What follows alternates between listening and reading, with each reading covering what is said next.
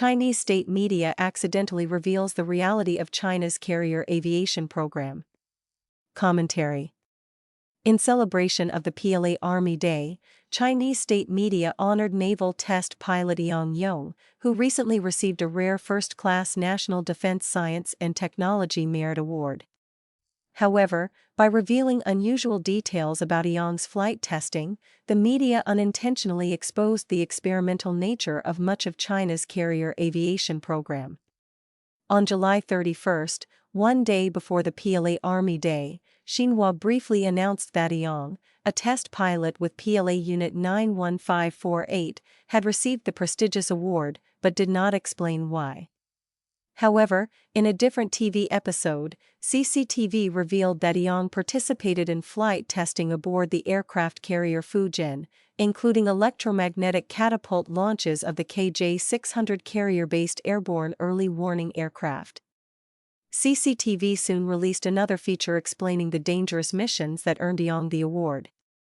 According to Yang, there was essentially no established flight testing experience to draw upon for the KJ-600's carrier electromagnetic catapult testing, making every test flight exceptionally dangerous. Thus, the official coverage of Yang's award offered an unusually candid glimpse into the real challenges facing China's newest aircraft carrier program.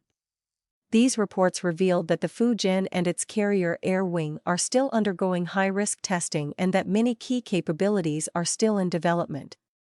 What CCTV actually revealed. The CCTV feature was intended to explain why Yang had received such a rare military honor.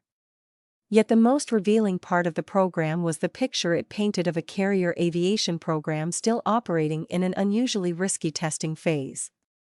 According to the program, Yang once suffered a serious cockpit depressurization during a high-altitude test flight. Because a civilian air corridor lay below, he reportedly could not descend immediately and instead maintained altitude for 13 minutes while completing the mission and recovering the aircraft with its test data intact. State media presented the episode as an example of courage and dedication. If accurate, the account suggests two broader conclusions. First, the KJ-600 remains an experimental program in which test pilots are not merely flying operational missions but validating aircraft performance and collecting engineering data. Second, official media openly acknowledged that these flights still involve life-threatening hazards, a level of candor rarely seen in Chinese military reporting. Another admission was even more striking. CCTV quoted Yang as saying that for carrier test pilots, moving forward often means entering completely unknown territory, meaning there was almost no established experience to draw upon for the test flight. The report revealed that, in the span of just over 20 days, Yang witnessed the serious injury and death of fellow pilots. These remarks suggest that carrier operations involving the KJ-600 have not yet become routine but are still focused on validating designs, refining procedures, and gaining experience. This portrayal contrasts with years of official narrative that emphasized the Fujian's steady progress through sea trials, catapult launches, and successful aircraft operations.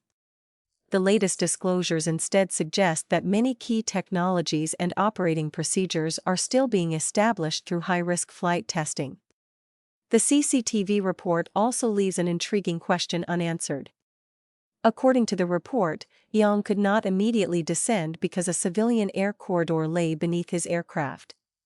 Even readers with little knowledge of military aviation may ask the obvious question: if testing the KJ-600 involved such extraordinary risks, why was the aircraft operating near a civilian air corridor in the first place? This is an indicator that the Chinese military's organizational management is possibly substandard, even for research and development missions. What the J-15 incident suggests. The second half of CCTV's program described another close call, this time involving a J-15 carrier fighter. According to the broadcast, the J-15 encountered a sudden engine-related emergency during ski jump takeoff.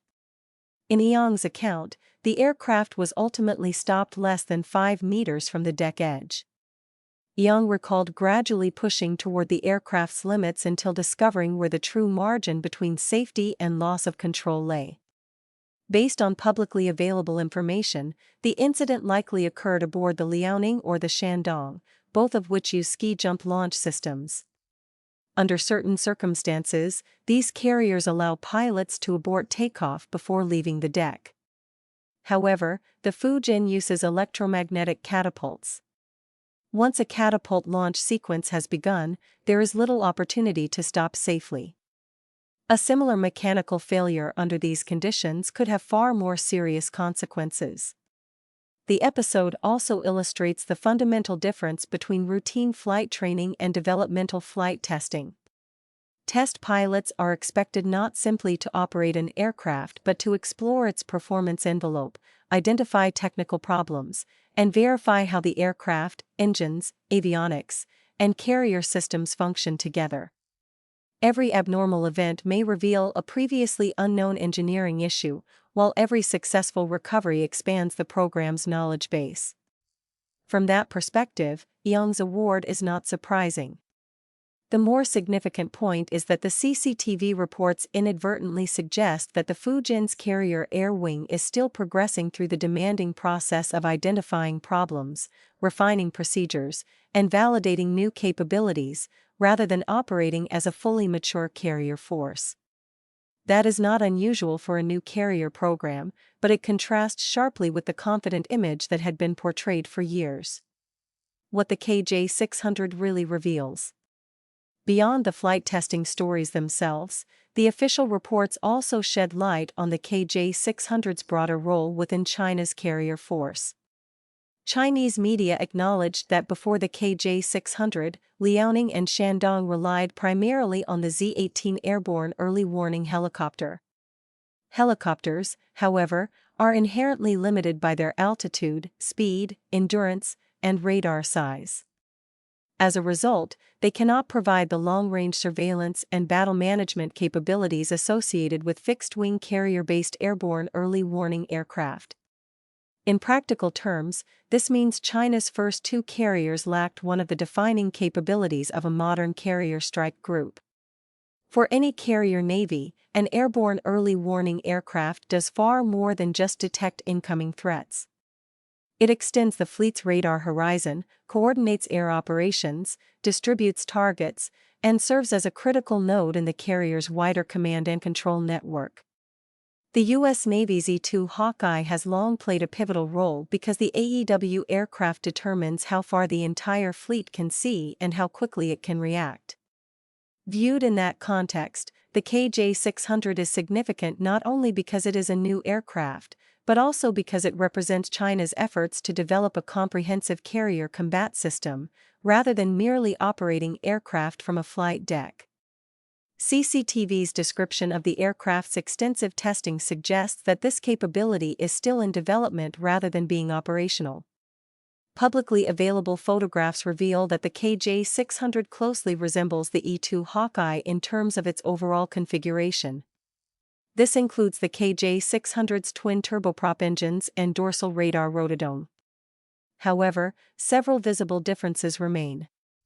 For example, the KJ-600 currently appears to use 6-bladed propellers, while the latest E-2D uses 8-bladed composite propellers. Additionally, the U.S. Navy has publicly demonstrated the E-2D's aerial refueling capability, which the KJ-600 has yet to display. These differences alone do not determine overall effectiveness.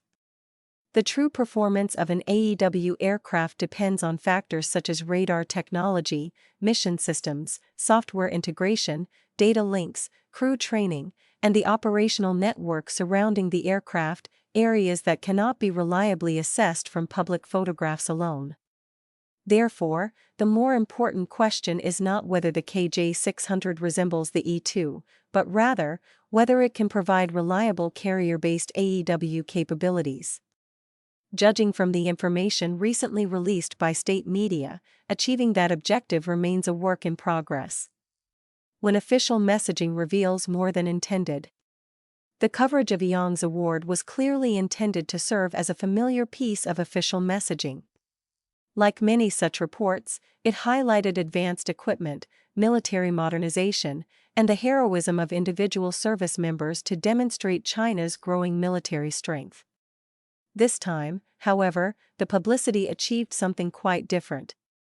Taken together, the accounts of risky KJ-600 test flights, the near loss of a J-15 during takeoff, and official descriptions of operating in completely unknown territory all point to a program that remains under development rather than one that has matured.